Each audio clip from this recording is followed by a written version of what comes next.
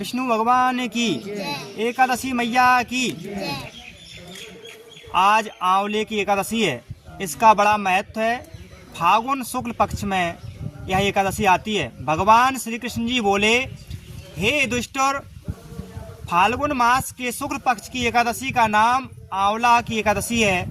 एक समय की बात है, वशिष्ठ मुनि ने मानधाता राजा से पूछा, समस्त पापों का नाश करने वाला कौन सा व्रत है? वशिष्ठ जी बोले, पौराणिक इतिहास कहता हूँ, सुनो ध्यान से। वैश्य नाम की नगरी में चंद्रवंशी राजा चैत्ररथ नाम का एक राजा राज करता था। वह बड़ा ही धर्मात्मा था। प्रजा भी उसकी वैष्णव थी। राजा अपनी प्रजा को सभी सुखी करता था। किसी प्रकार का प्रजा दुखी नहीं रहती थी। बालक से लेकर वृद्ध तक एकादश व्रती करते थे, यानी एकादश का व्रत रहते थे उसके राज्य में। एक बार फागुन माह के शुक्ल पक्ष की एकादशी आई और नगर निवासियों ने रात्रि को जागरण किया। मंदिर में कथा कीर्तन करने लगे। एक बहेलिया जो कि जीव हंसा से उधर पालन करता था, एक बहेलिया आया वहाँ और मंदिर के कोने में जाकर बैठ गया। आज वह शिकारी घर से रूठ चुका था, रूठ के आया था। दिन भर खाना पीना कुछ भी नहीं खाया था, वो भूखा था। रात्रि को वहीं बैठ जाता है मंदिर के कोने में छिपकर। वहाँ विष्णु भगवान की कथा चल रही थी। एकादशी व्रत की कथा सुनाई जा रही थी। उस दिन एकादशी थी। रात्रि उसकी व्यतीत हो गई। प्रातः काल वह घर चला गया। भोजन पाया तो उसकी मृत्यु हो गई, वह मर गया। आंवला एकादशी के प्रभाव से उसका जन्म राजा बना हुआ, राजा विदुरथ के घर में जो उसका जन्म हुआ, नाम उसका वसुरथ प्रसिद्ध हुआ। एक दिन राजा वन में घूमने के लिए गया, वन विहार करने के लिए गया और दिशा का, रास्ते का ज्ञान न होने के कारण अपने आप को पागल समझकर एक वृक्ष के नीचे सो गया। आज राजा ने आंवला एकादशी का व्रत रखा था। सोते समय भगवान का ध्यान लगाकर वह सो गया।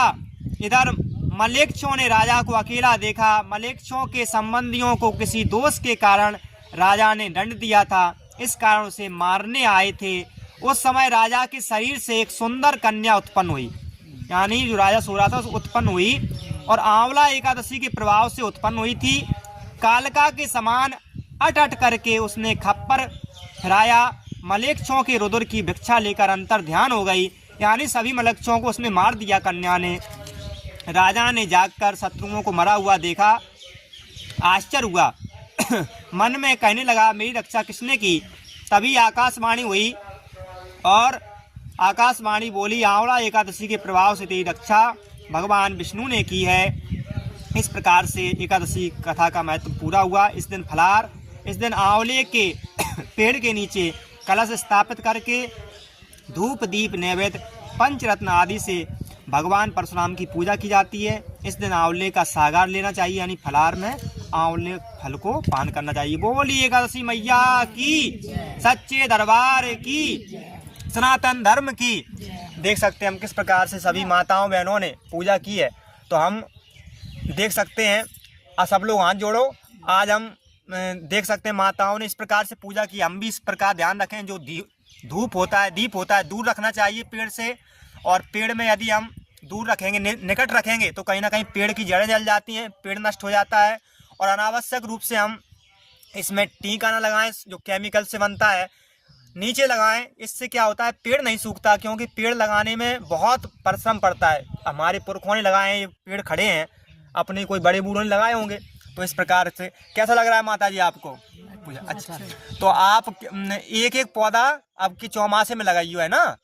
आंवले का, या हरी सिंगार हो या समी हो, कुछ भी लगाओ, है ना? इस प्रकार हम देख सकते हैं कितनी भक्ति है। और बिट्टू कैसा लग रहा है आपको पूजा की? अच्छा लग रहा है। तो हम देख सकते हैं ये सब है चमत्कार। अब हम सब लोग आरती के दर्शन करेंगे। जय आंवला की एकादशी भैया की जय। हरे स्वामी जय।